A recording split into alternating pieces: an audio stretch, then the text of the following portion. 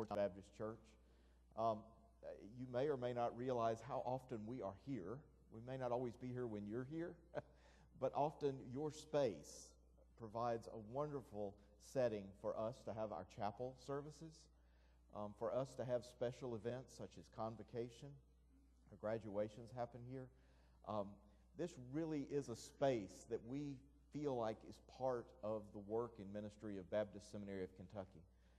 Thank you for sharing it with us, for being so kind and hospitable toward our students, and for future students who may come through Georgetown College and then enter seminary with us. What you do makes a difference, and this space is such a gift to us. But thank you also for supporting Baptist Seminary of Kentucky and our mission to prepare men and women for ministry in all different kinds of settings, whether it be through ministry in a local church or as a chaplain at a local hospital or prison.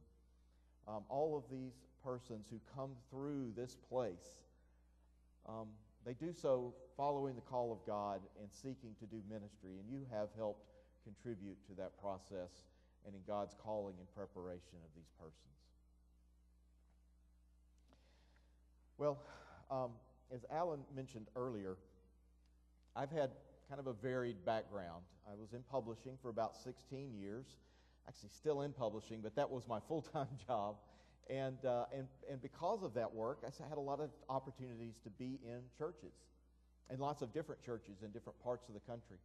And then in my work with Faith Lab, which followed, I also had opportunity to be in many congregations. And I mean, across the last 30 years, I've been in more congregations than I can count.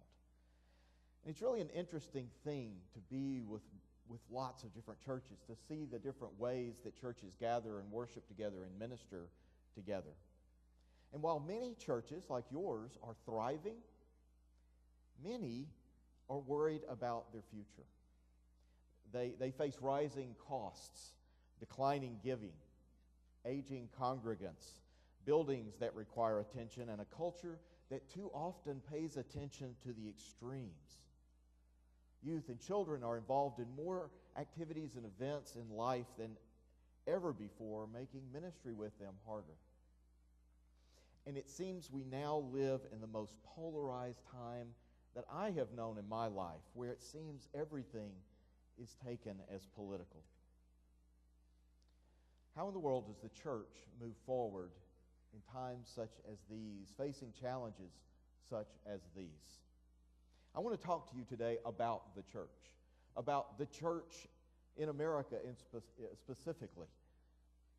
I want to talk to you about God's activity in the world and specifically through the church today. And my hope is that as we finish up our conversation this morning, that you understand why I'm optimistic about the future of the church. This story that Alan read from the Scriptures this morning has long been among my favorite in Scripture. I mean, think about the story. The Hebrew people had already been through so much terrible slavery and oppression in Egypt. A dramatic showdown between Pharaoh, who himself was considered a god by the Egyptians, and the God of the Hebrews, complete with ultimatums, reprisals, and even plagues. Ultimately, the people are freed, and led by Moses, they head toward the promised land. Now, if you recall the story, the people are on their way from Egypt toward the promised land, and they become thirsty. And so God provides them water, even though they're in the desert. They become hungry, and God supplies manna. They get tired of the manna, and so they ask for meat, and God supplies quail. I hope they were kind enough to leave a generous tip.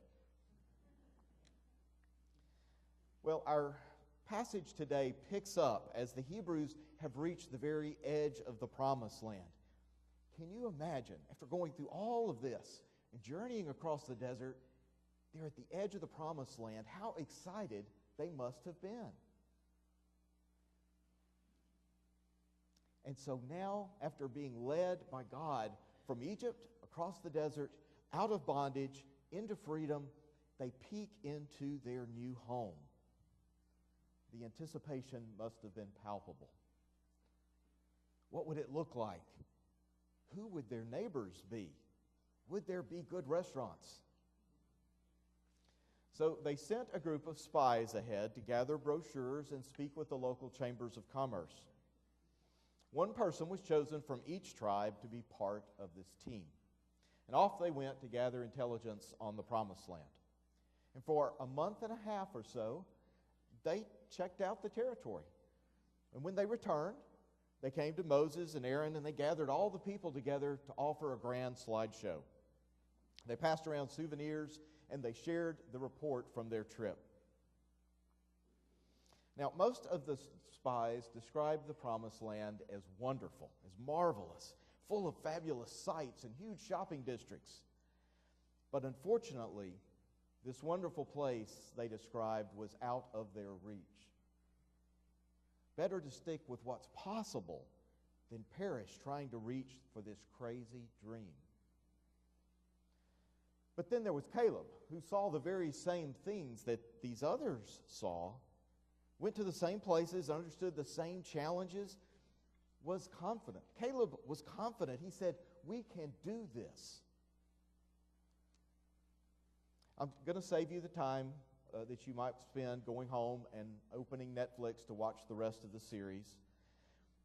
The same God that humiliated Pharaoh, freed the people from Egypt, and catered their desert excursion, took offense that the people did not believe that this same God would also lead them into the promised land and allow them to overcome the challenges that were very real and there. And really, can you blame God for being angry? When the Hebrews realize that God is upset, they decide that, well, maybe since God's mad, we ought to go ahead and take the land after all. So they gather an army. But they failed to do so as God had commanded. They lost. They got beaten badly. God had asked them to go into the land carrying the Ark of the Covenant in front of them as a way of acknowledging that it was God that was leading them into the land. They were not going there under their own strength. It was God that was leading them there. And so they lost badly, and as you know, God banishes the Hebrews to wander in the desert for 40 years.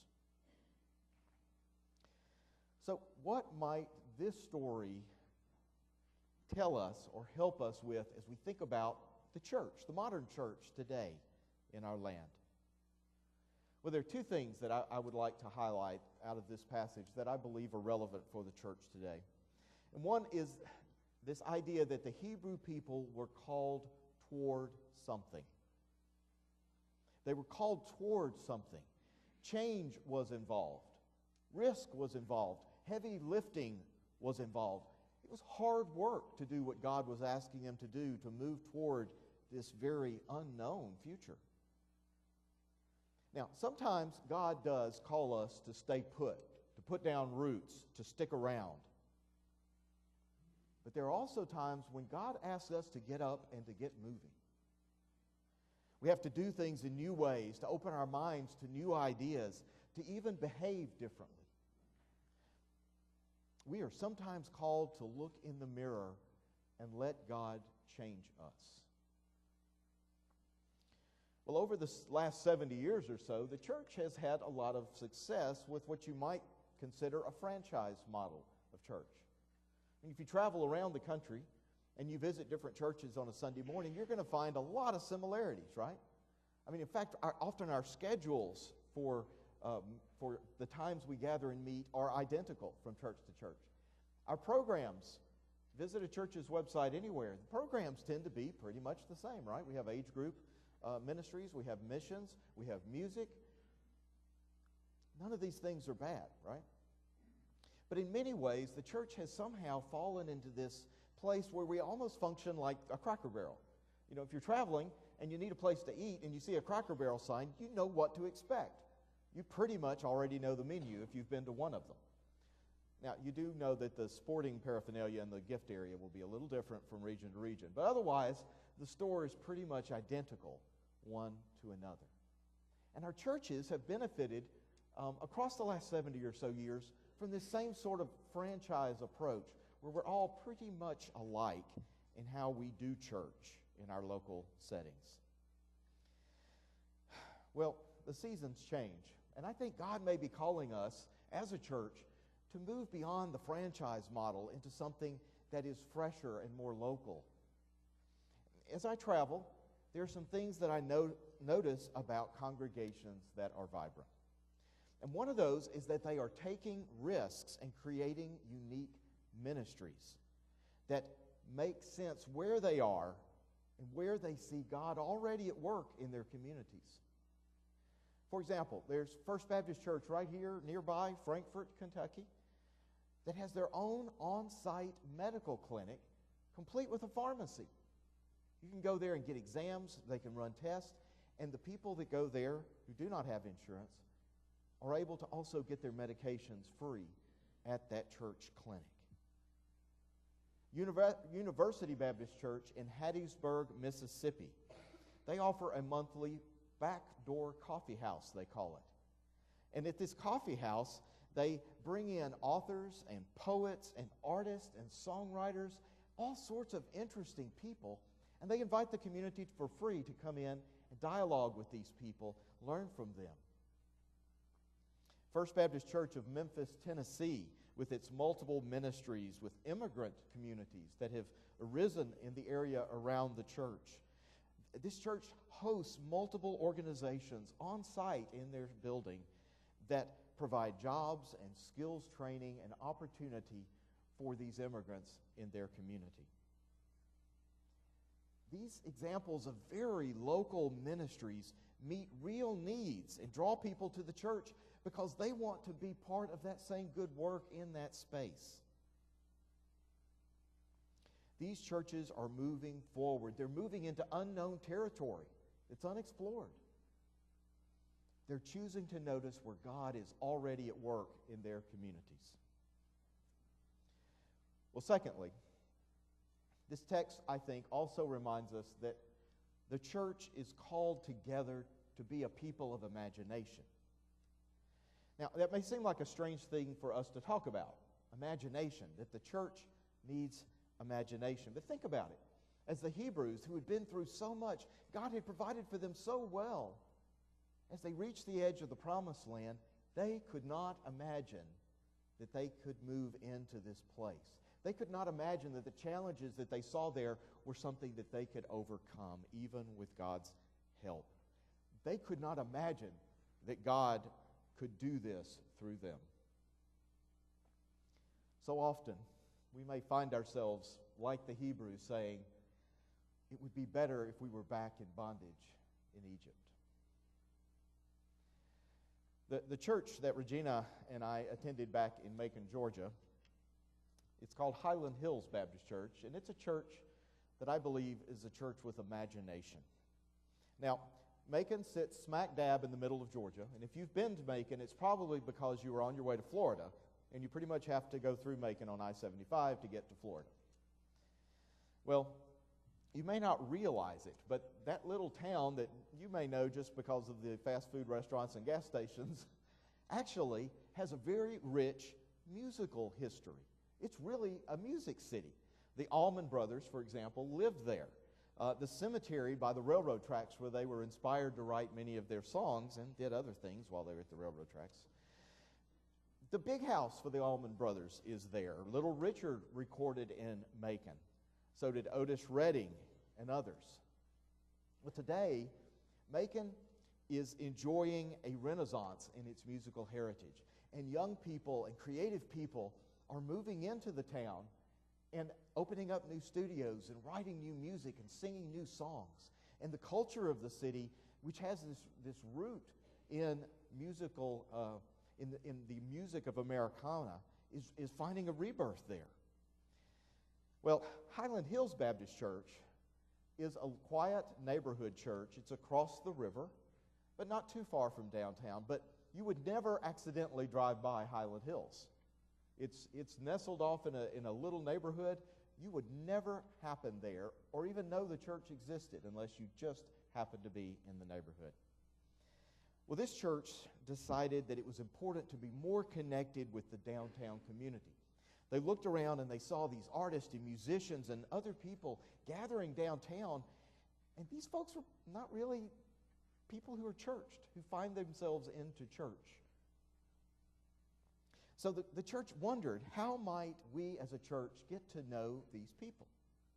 Well, a new radio station, part of this rebirth, opened up at downtown, and the station specializes in local music. In fact, they'll often have people right there in the radio station performing live. Who does that anymore? They do also play recorded music, but they focus on locally generated music, born right there in central Georgia. So the pastor, who is also a music fan, he decided, hey, this is a great thing, this new music station. Maybe we can have our worship services on this radio station where people are listening to local music. So we went down to the radio station and he talked to the DJs and the people that own the station. He pitched his idea, and they said, we're really not interested in that. We have no interest in putting a church worship service on our station. Well, our pastor there, Pastor Jake, he's a very likable and approachable fellow. He's also a huge music fan, so, he takes no pretty gracefully. And he asked them, he says, well, that's fine. Can I just hang around? Can I come here and listen to some of the artists record? Can I come here and just see what your engineers do and how this place works? And over the weeks, Jake would show up and he would be present there and he would get to meet these artists. And he met the engineers. He got to know the radio station personnel. An interesting thing happened across those weeks. As the people got to know Jake and he got to know them, they began to see him as their pastor, even though many of them had never shadowed the door of a church ever. This was who they called when they had problems. This was who they called when they needed some guidance. This was who they called when they felt like they were in trouble. They told Jake, they said, we've never met a pastor like you before, certainly not a Baptist one. And they had no idea that a church like Highland Hills might exist that would welcome them. Well, to make a long story short, Jake stuck around, and as they would be recording music or playing music, Jake would enter into conversations about the themes and the content of the lyrics in these songs. Because the songs had themes like sin and hell and hope and love and fear and forgiveness. I mean, these are secular songs, but the music of Americana is also the stuff of life. And that stuff of life is also the stuff of faith. And Jake would find himself doing theology, talking about these issues, these dynamics that were being brought to life in these songs. And he was doing theology with them and not calling it that. And they didn't know that's what he was doing. Well, they ended up having such interesting conversations around the music that they decided to start a radio program called Gospel Gothic. Now, it's recorded during the week, and it's aired live, but it's also aired every Sunday morning at 9 o'clock on a station called The Creek. And you can look them up on Google, and you can even listen to any of the episodes. I've got them all there on the website. And they do exactly in that show what they had been informally doing at the radio station. They would take a single theme, like, say, hope, or one of my favorites was when they focused on hell. Really interesting to pull music out that expresses themes of what does it feel like to be like you're living in hell now. And to talk about that, and then for Jake to be able to help bring a word of grace and hope, to bring the gospel to bear without people realizing, truthfully, that's what he's doing. This radio program has become the most popular show on the station. And it's had a reach. In fact, this last summer at the Cooperative Baptist Fellowship meeting in Atlanta, the whole crew, the DJs, they even brought a live band to perform music. And at one of the dinners there, they did an episode of the show live with the crowd at the dinner as a way of showing something interesting and creative, something with imagination that was working. Well, I talked to Jake a few weeks ago, and he said, hey, last Sunday we had 15 visitors in church. He said, and all of them were here because they had heard about us through the radio program, were checking us out. Many of these folks had never set foot in a church before. And he tells me this happens week after week now. So is my point that a church with imagination that's looking to move and follow God into a new place, it needs to start a music program on a local radio station? Well, not necessarily, not unless you're in a music city. But each town, each community has its own culture, its own needs, its own people searching for God and for community, a community to journey with. We are called together to imagine ways to connect with our communities. The title of this sermon is called Together. It's also the new tagline for BSK. We are working to live into our belief that we must serve along our colleagues from other races and thus our new and growing presence at Simmons College in Louisville. We believe it's important for us to prepare ministers and help churches to confront racism and division. One last thing I want to say about this scripture passage for today, and that is this sense of we, of us. The Old Testament often has these areas where it feels like it's talking about the nation or the group, and it can seem very foreign to us because we're not used to thinking in these us and we terms as much as about I and me. But we hear in this passage a very powerful sense of us. Think about it. God brought the people out of Egypt. Not some of the Hebrews, not just the ones that deserved it or looked a certain way or acted a certain way, but God brought all the Hebrews out of Egypt. God fed all of the people manna in the wilderness. He parted the waters for all of them. He prepared the promised land for all the people. God, when the spies returned, all frightened and fretting and worried about whether or not they could take this challenge on, God didn't let just those who were optimistic and believed go into the promised land. Caleb didn't get to go and take his family. They all got to wander for 40 years. This seems strange to us because in our day, individualism reigns. It's about what I do. It's about what I deserve. It's about what I can buy, what I can build for myself and my family, what I need, what I can take, where I can win. But God calls us together, all of us. God calls the church to work with all people together. God calls us to hurt with those who suffer, to free the prisoner, to feed the hungry, to free the oppressed. Because we go together, we are called together. There is no us and them, no ours or theirs and mine. There is only us together with God. I will leave you with this.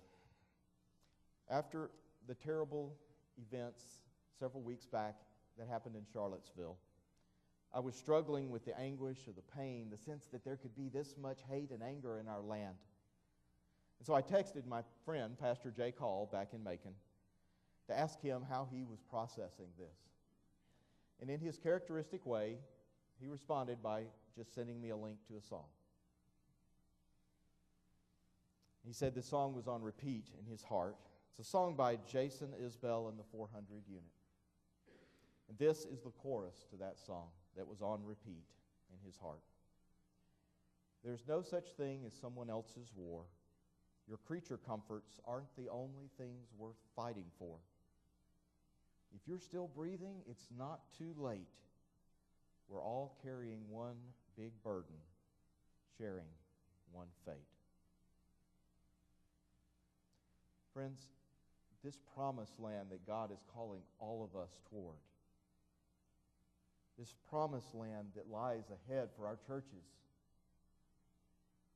because God is with us, we can go there. We can do this. Let's get going. Will you have a prayer with me? Dear God, forgive us when we are slow to follow you, when we hesitate out of fear or uncertainty. Help us to move boldly into the unknown, following you, for there are so many in our land and in this community that are searching for exactly who you are and what you offer. May we embrace them together. Amen.